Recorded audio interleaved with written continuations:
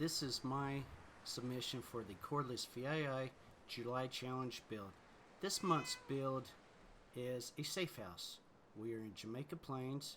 See, there's the main offices. There's the church. Alright. With this being a Safehouse, they wanted it to look a lot like the other boarded up buildings. So I just pretty much covered the windows so you can't see inside. About like the other buildings over there. This house. So it was really not to draw extra attention to it, to be kind of inconspicuous. See, here's the different angles.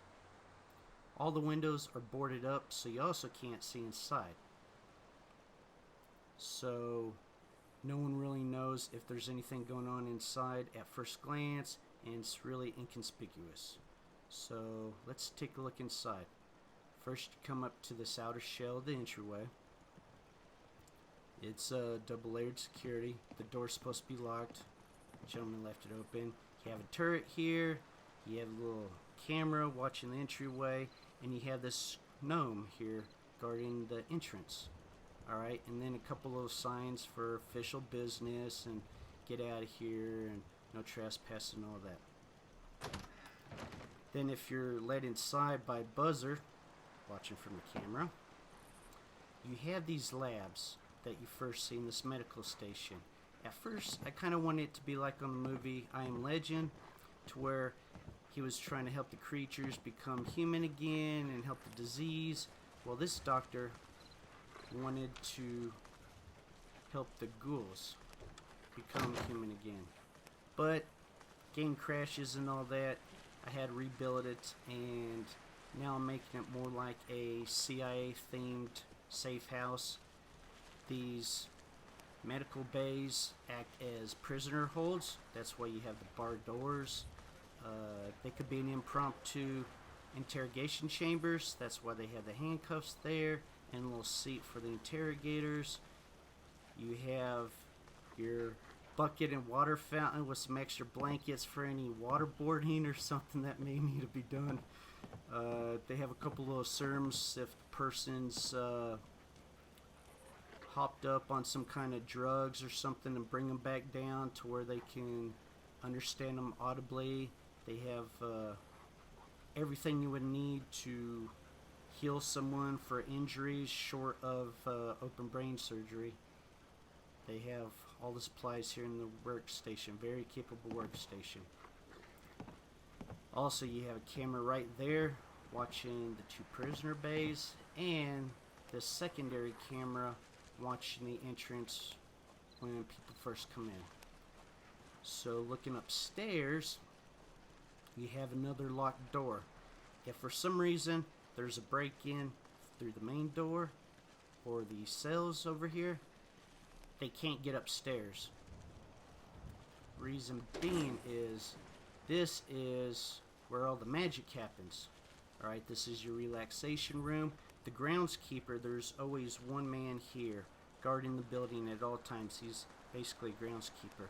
And what his job is to upkeep of the building, keep all the supplies going for the day-to-day operations, and get it ready for whenever the Minutemen patrols need to stop by and drop off the prisoners. They need to stock up on ammo. They just need a safe place to sleep overnight, such like that. Right, and this is where those Minutemen would be sleeping. Usually they'd be 4-man patrols, so 4 bunks. And their wall lockers. For the safe house itself, they have this arms room rack, all the ammo for the resupplies and whatnot.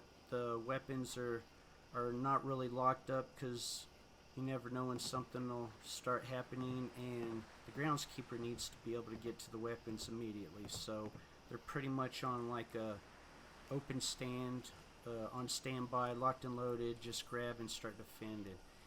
If it gets really hairy, he's got his body armor and his helmet right there on standby. This is where he sits and monitors the cameras when he's not out doing his any repairs or fixings or whatnot. And he keeps a couple of books to pass his time. Anyhow, that's where he sleeps, and if they need a fifth bunk for whatnot for travelers, it's right there. So going through here, we see this is the kitchen area. They have pretty much everything you need for a short duration of the foods and vegetables and such, which over here, always readily stocked with fresh vegetables.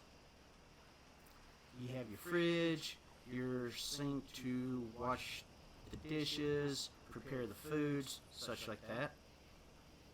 Basic necessities, not too complicated, but very capable to sustain those patrols and the groundskeeper. So you have a chair here to enjoy the relaxing cloudy night. It's supposed to be sunlight. Alright, sometimes he'll pass the time with a game of chess whenever he's got visitors. And solar power is the main source of power here because they don't want a lot of generators making the extra noise, getting damaged, the upkeep, such like that, as well as having to have extra fuel and stuff on hand just to keep it running. So they opted for solar power. Going downstairs, we have some of their extra supplies just stashed off to the side because they want to be contained and have the extra supplies, but they don't want to trip on the supplies and have it stuffy everywhere. They don't want to have it impede day-to-day operations. So in here we have the shower and bathroom. Alright, you have this inner roof right here. It's designed in a manner to where with the odors of using the bathroom, the steam from the humidity, such like that, does not collect in this room and flood throughout this whole basement area. It's angled through the holes in the corrugation and it helps sift it out. So there's pretty good airflow in this portion of the building because of those holes. They didn't necessarily want it to be that way. They wanted to put in a fan. They haven't acquired a fan yet, and this is how they have to manage in the meantime.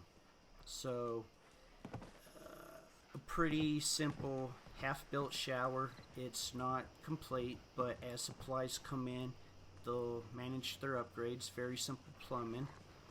They have the toilet paper and the extra towel on hand. Crude plumbing that goes out to the lake off behind the safe house, but they manage. Same with the sink, and when they sit down, one of those hang in there type posters for those really constipated days and you need a little extra motivation. So coming back out of the bathroom, here's where they do the laundry. They have these two workstations right here, simple tubs. Go ahead and wash like their gear,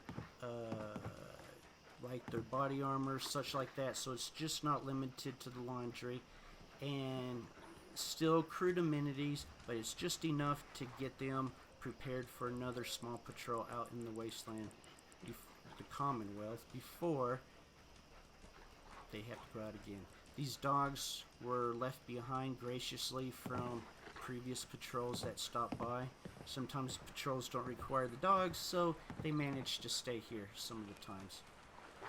Over here you have your extra tools and everything, so if the Minutemen experience damaged weapons that need upgrades, or their weapons need to be more capable with new modifications, they can do that down here.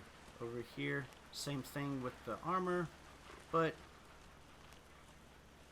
not too many upgrades. Right here you have the water.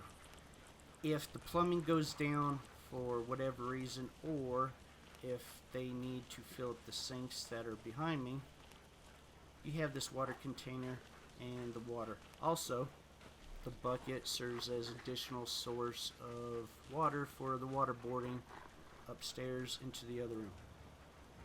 And then the workstations. So in this area here, they put in a work order for requesting a bench press machine. They don't quite have it.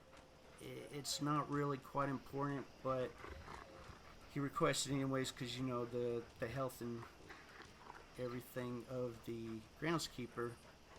You want to have them as fit. You don't want them to get lethargic from just sitting here all day. So this is pretty much my safe house.